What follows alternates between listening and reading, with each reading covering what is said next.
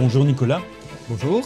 Donc voilà, nous sommes tout près du palais de justice de Bruxelles, place Poulart, c'est bien ça? Oui, c'est bien Voilà, ça. donc, Pour le verdict. Pour le verdict, voilà. Non, pas pour l'appel. Pour l'appel, ouais. Pour le verdict pardon. du jugement en correctionnel, donc des pangolins.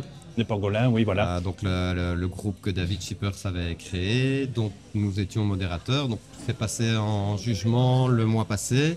Et voilà, le verdict tombe aujourd'hui. Ok. On voilà. saura si on est condamné à quelque chose, si on est reconnu coupable sans être condamné, donc ça c'est la suspension simple du prononcé. Si c'est renvoyé devant la cour d'assises, c'est-à-dire que la juge du tribunal correctionnel se déclarerait incompétente, Oui.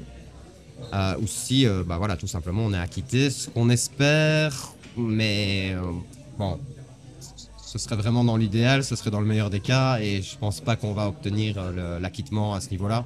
Enfin, c'est un peu un procès politique et voilà, en théorie on devrait pouvoir être acquitté, mais je ne pense pas qu'on le sera. Alors il n'y a rien au niveau de la loi belge qui définit clairement le cyberharcèlement.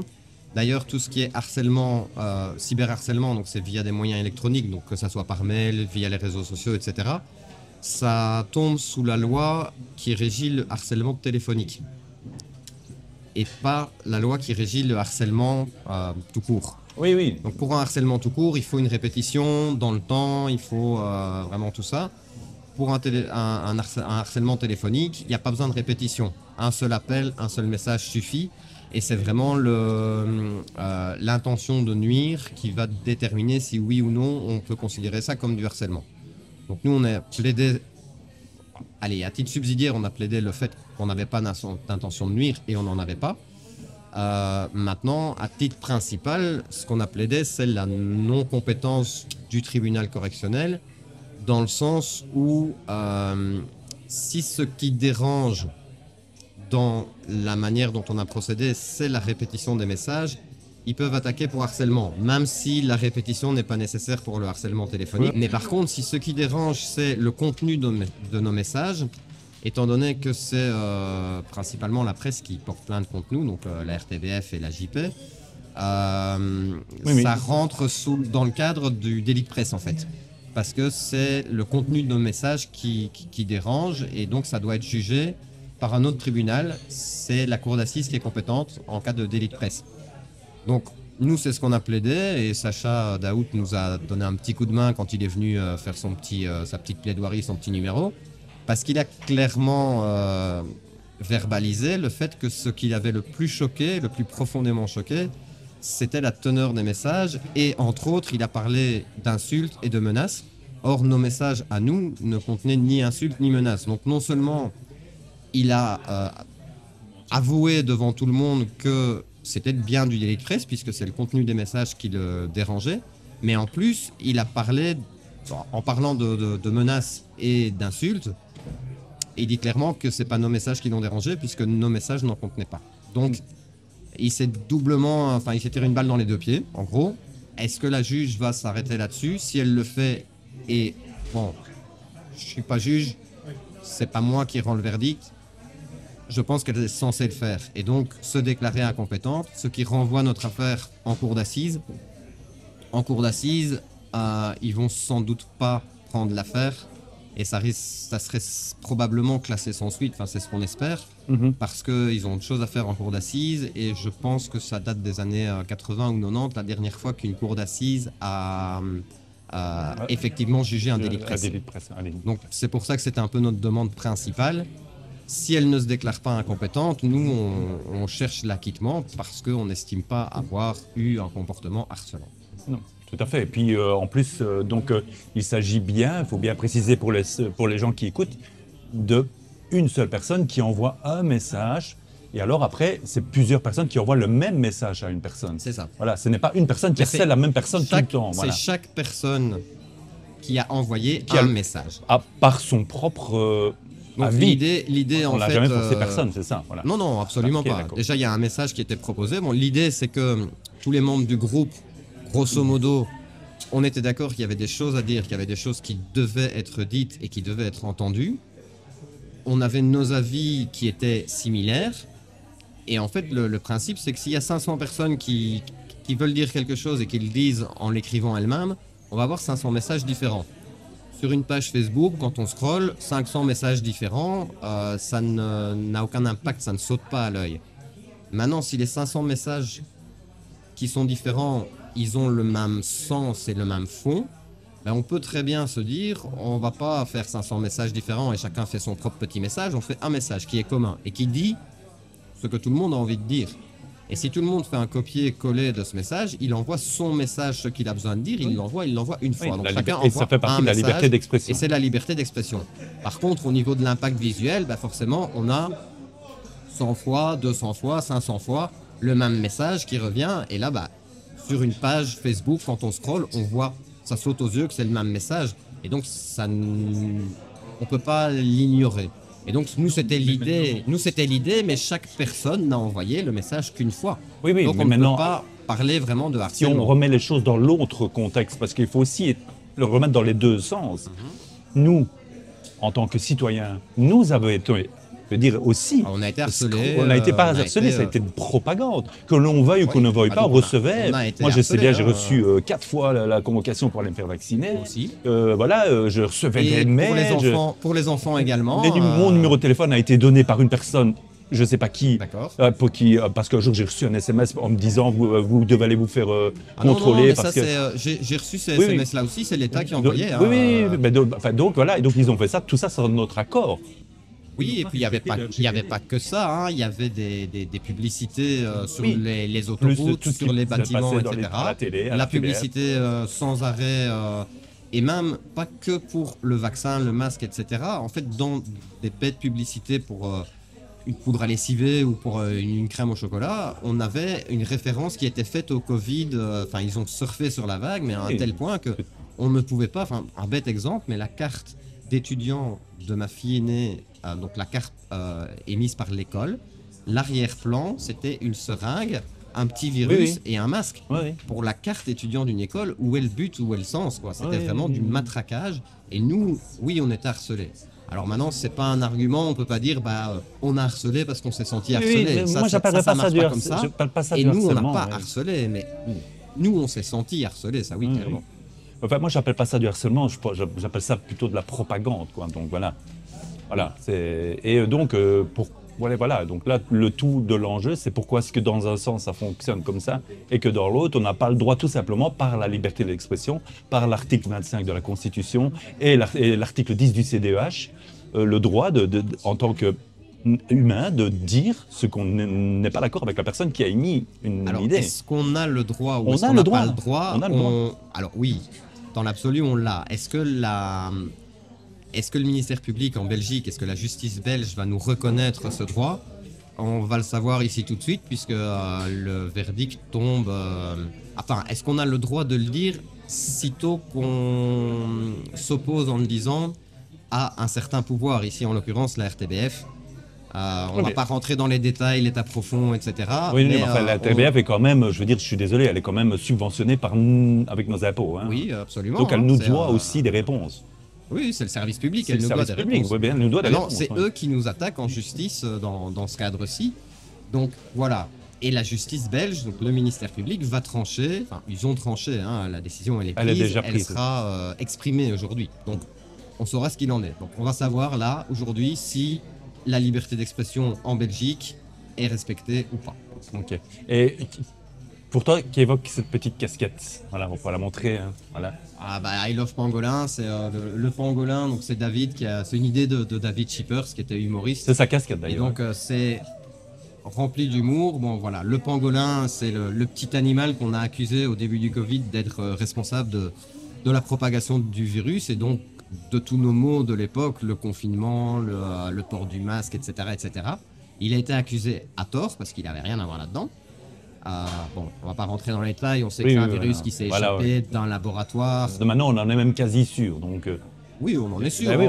On a traîné, on a traîné Montagnier dans la boue. Oui, mais avant on était complotiste en disant des choses pareilles. Maintenant, c'est évident que ce virus s'est échappé. Ça a été décrété par la CIA. Est-ce que ça a été fait à dessein? Est-ce que c'est un accident? Moi, je serais plutôt à dire que c'est un accident, certainement, ils ont voulu maquiller parce que c'est grave. Oui, bien sûr. Voilà, donc me considère pas comme complotiste. Non, moi non Je plus. vais pas aller dire oui, c'était fait exprès, etc. Ça, je rentre pas là-dedans. Mais effectivement, pour moi, c'était un accident. On a accusé le pangolin et c'est la raison pour laquelle David a choisi ça. Parce que nous étions, à l'époque de la création du groupe, accusés à tort d'être responsables. On se souvient de Crow qui a dit que c'était une épidémie de non-vaccinés. On se souvient de Macron qui voulait emmerder les non-vaccinés, c'est pas le seul. Je me souviens d'une déclaration de Bruel en concert qui a dit dites à vos amis non-vaccinés qu'ils nous emmerdent. Voilà, des choses complètement hallucinantes. Des gens qui se sont aussi laissés influencer. Voilà, mais maintenant, on a le droit de ne pas tous être d'accord. On a le droit de ne pas mais tous alors, être il ne faut pas d'accord, que ce soit on que dans a un accusé sens. le pangolin Oui, voilà. d'être le responsable de tous nos maux. Moi, j'ai pas voulu me faire vacciner, mon épouse est vaccinée. On s'est pas séparés, il y a eu quelques accros, etc. Oui, bien sûr. Mais c'était pas sur l'opinion et sur le fond, c'était plus parce que j'avais tendance à... Je suis un peu moqueur et je me moquais un peu du fait de se faire vacciner, elle le prenait mal, etc. Donc c'était plus... Voilà, ça n'allait pas jusqu'au fond.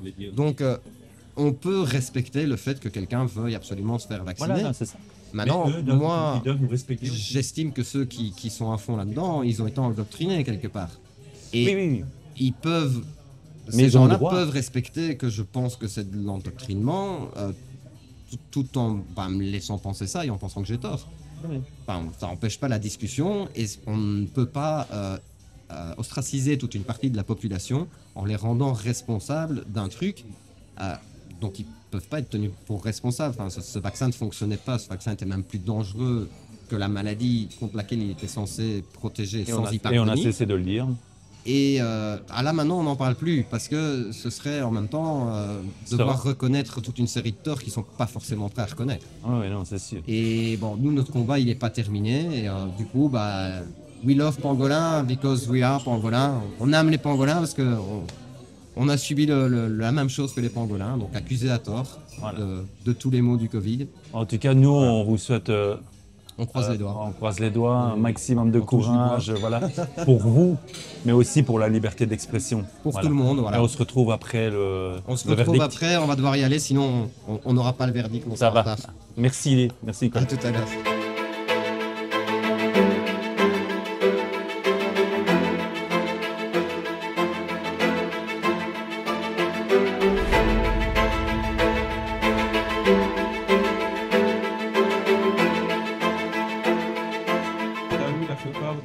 Ce qui paraissait sincère. J'ai entendu. C'est pas le plus lunaire de tout ce que j'ai entendu. Mais oui, à ce titre, c'est intéressant de rappeler que M. Daoud est effectivement venu plaider sa cause pendant 10 minutes en fait avant de partir. Il était soi-disant présent par respect pour le procès, pour les prévenus. Et apparemment, l'importance de son propos consistait à faire comprendre à mes clients que tout ce qu'ils avaient pu faire l'avait réellement traumatisé. Mais ce qui est intéressant dans son propos, et c'est dommage qu'on ne l'ait pas relevé apparemment dans le jugement, c'est qu'il disait bien que c'était le contenu des propos qui l'avait personnellement choqué. Et donc, à ce moment-là, on partait effectivement dans un délit de presse et on partait éventuellement sur l'incompétence du tribunal. Alors aujourd'hui, ce n'est pas ce qui a été décidé. Donc, les prévenus ont été condamnés à une suspension simple du prononcé. Ce qui implique... C'est une sorte de sursis? Alors non, c'est en fait une reconnaissance d'avoir fauté. Et si on ne reproduit pas de comportement préjudiciable de ce type dans l'année, c'est parfois 3 ans, 5 ans, là c'est 1 an, ça s'efface du casier judiciaire. Alors en pratique, on estime que c'est un très bon résultat. Ça c'est quand on n'a pas d'antécédent judiciaire. Et en général, les prévenus sortent avec un petit saut de joie quand c'est le cas. Ici, c'est évidemment pas le ressenti de l'ensemble des prévenus. Alors, on attend évidemment de recevoir l'appel dans la boîte pour pouvoir vraiment se positionner. Peut-être que tout le monde ne fera pas appel en ce sens, mais en tout cas, il y a déjà une majorité de prévenus qui, pour le principe, vont très certainement interjeter appel. Parce qu'ici, en fait, oui, ce qui est grave, c'est la tendance à la criminalisation du citoyen. Et c'est ce qu'on craignait justement, d'avoir un jugement de principe qui tend à réprimer l'opinion et la liberté d'expression. Mais rappelons que les prévenus, parce que ça a commencé comme ça rapidement en direct, rappelons que les prévenus étaient accusés de harcèlement, Cyberharcèlement. et cyberharcèlement, Il y a et eu- que c'est Jean-Pierre Jacquemin, Sacha Daoud, Martine Simonis, l'RTBF et la JP qui portaient la plainte. Alors, Donc les représentants des médias ouais. de masse, en fait. à la base, c'est uniquement l'RTBF avec Daoud et Jacquemin. Et la JP s'est joint à eux Donc, pour la l'association des défense, journalistes professionnels. pour la défense des journalistes. Et Madame Simonis en a profité pour se prétendre également préjudicier. La JP qui est censée défendre la liberté d'expression et le statut de journaliste. Hein. Et les journalistes, Les effectivement. journalistes. Donc ici, non, c'était assez ubuesque qu'elle soit dans ce type de procès, puisque pour rappel, en fait, tous les messages qui ont été adressés ne concernaient absolument pas que les journalistes et étaient dédiés à plein de personnalités publiques, le roi, avocat.be, des politiques, des journalistes aussi. Et rappelons mais- que des syndicats ont déjà utilisé les mêmes méthodes. Bien sûr, il n'y a pas que les syndicats, enfin, il y a aussi plein d'institutions. Il y a même Mutuelles. l'État belge qui l'utilise. Donc, il y a même le SPF qui a lancé ce type d'action à un moment. Et donc, ne pas faire d'analogie avec ce genre d'action est pour moi totalement inadéquat. Et par principe, je pense que c'est très important d'aller plus loin. Donc bon, vous allez faire appel. mais vu que l'audience en première instance n'est pas super bien passée, qu'il y a eu un avocat qui n'a pas pu se présenter, que finalement on a eu une audience au lieu de deux, et que finalement dans le jugement on se rend compte qu'on parle beaucoup de David, j'estime que voilà, il y a encore énormément de choses à dire. J'espère dans une ambiance plus sereine et que voilà. Ici, je pense que les prévenus vont certainement vouloir renforcer la défense parce que ça, je leur avais quand même dit que dans l'aspect symbolique dès le départ, c'est quand même toujours mieux quand il y a plusieurs avocats à la barre et que c'est vrai que pour un souci financier, on s'était dit qu'en première instance, je serais toute seule. Il y avait un autre avocat qui s'était finalement rejoint mais qui n'a pas pu plaider avec moi. Mais je pense que ça a un certain poids dans ce genre de plaidoirie. Appel aux donateurs d'ailleurs pour ceux qui veulent soutenir les pangolins. Ben, c'est-à-dire que je pense qu'ils sont tous imbibés du même esprit, à savoir que même si ça se passe pas bien en appel, on ira en cassation et on irait alors devant la Cour européenne des droits de l'homme. Ici, attendez. Hein. Ils s'y attendaient, je m'y attendais. Il y en a un qui doit bien se retourner, mais qui doit rire de tout ce qui se passe. Voilà, enfin, c'est vrai que les dés avaient l'air jetés d'emblée dès la sortie de la plaidoirie. Heureusement, on a pu se préparer, mais je trouve que la motivation qui nous a été faite aujourd'hui est juste totalement irraisonnable et on les compare à des cambrioleurs. Enfin, C'est assez cocasse que la RTBF aujourd'hui en fin de compte a gagné, alors qu'elle est raillée sur la planète entière après ce qu'elle a fait avec la censure. Mhm. contre Mais tous les le jours, discours on de a- Donald Trump, elle n'arrête pas en fait. Hein. Tous les Donc, jours, on a euh, un nouveau cas avec la RTBF, donc c'est sensationnel, effectivement. un cordon sanitaire médiatique, Aurélie Didier parlait d'un cordon sanitaire médiatique. Donc pour ceux qui ne savent pas, il y avait un différé d'environ 2 minutes lors du discours de Donald Trump pour éviter les propos racistes, xénophobes, misogynes, pour protéger leur public. Et tout le monde, on a ri, pro sur CNews, un peu partout dans le monde, des gens ont rigolé. Mais aujourd'hui, c'est la RTBF qui gagne. Alors, ici, de toute façon, si on avait gagné aujourd'hui, il serait parti en appel. Donc, voilà, Dans tous les cas. ça, on était prêt. Et c'est là qu'on dit que le procès de principe va se tenir dans le temps et qu'on était évidemment préparé, qu'on n'est pas tellement déçu parce qu'un appel alors qu'on aurait gagné est toujours plus pénible. Maintenant, ici, effectivement, il y a des cas visant la RTBF toutes les semaines. Et donc, c'est vrai qu'on n'avait pas visé cet aspect-là non plus. Quand on entend Monsieur Daoud traumatisé par les pangolins, enfin, voilà, il y a aussi matière à rire. Ici, ce personnage se fait, à mon avis, tous les jours menacé en rue par bon de personnes et de citoyens mécontents. Et je trouve qu'il y a énormément d'amalgame qui s'est fait dans le cadre de ce procès. Et c'est surtout ça qui est inexcusable et qui nous permet de penser que l'appel sera tout à fait opportun. Mais donc oui, j'attire l'attention sur le fait que les pangolins vont avoir encore besoin de soutien, certainement de plus de soutien, qu'on communiquera dès qu'on a reçu le jugement, qu'on publiera peut-être une fois anonymisé. Voilà, de toute façon, je vais encore m'entretenir avec l'ensemble de mes clients, dont un n'a pas su venir aujourd'hui. Et d'ailleurs, c'est un pangolin qui n'avait absolument pas écrit ni à la RTBF, ni à la JP, ni à personne. Il s'était juste contenté d'envoyer 2 mails. Et donc là, ça dénote parce qu'au moins, lui, on pensait qu'il serait acquitté aujourd'hui. Et ce n'est pas le cas. Deux mails. 2 mails, je crois, à Dirupo et je ne sais plus à qui, mais voilà. Il y a quand même une condamnation de plus de 4 000 euros. C'est-à-dire qu'on considère que l'élément moral et matériel est réuni pour une infraction de cyberharcèlement pour une personne qui n'a fait qu'envoyer 2 mails. Donc c'est quand même hallucinant. Et ça fait cher le mail, hein? Ça fait cher le mail. Il me semble que voilà, il y aura de quoi faire et quoi dire en Ça appel. pose des questions sur la notion de harcèlement. Aussi, parce que oui, quand on voit tous les jeunes qui sont harcelés sans qu'il y ait vraiment de dispositions efficaces en matière de justice, ben, on se pose aussi les questions, puisqu'évidemment, il y a toute la ratio légis de cette loi qui vise clairement d'autres situations et absolument pas quelques petits citoyens qui ont exprimé leur opinion et qui ont fait part de leur liberté d'expression dans leur plus simple appareil. Et surtout, ce qu'on considère pas, c'est qu'en fait, ils étaient 5000. Et donc, en suivant le raisonnement du tribunal aujourd'hui, ben, on pourrait se dire qu'il y a 5000 coupables. Et c'est évidemment éminemment problématique aussi. Voilà. Moi, j'avais une question. C'est donc quand on est venu la dernière fois au tribunal, j'ai vu une juge qui posait des questions, qui n'arrêtait pas d'acharnement. Et je n'ai pas entendu une seule fois les avocats de la partie adverse. Vous trouvez, moi, je ne sais pas si c'est normal. Je ne suis pas avocat comme vous. Est-ce que vous trouvez que c'est normal que ce soit la juge qui fasse le procès? Alors, le juge préside le procès. Ici, effectivement, il y avait quelques aspects problématiques, puisque j'avais l'impression de me retrouver avec 2 ministères publics devant moi, qu'effectivement, parfois, je n'ai pas pu poser les questions que je voulais poser. Et donc, il y avait effectivement un certain ton donné, et aussi le fait qu'on avait 2 audiences de prévues, ce qui m'aurait permis à moi d'aiguiser ma défense en un jour de plus, tout en permettant à mon confrère de me rejoindre à la barre, ce qui a été dit à la présidente.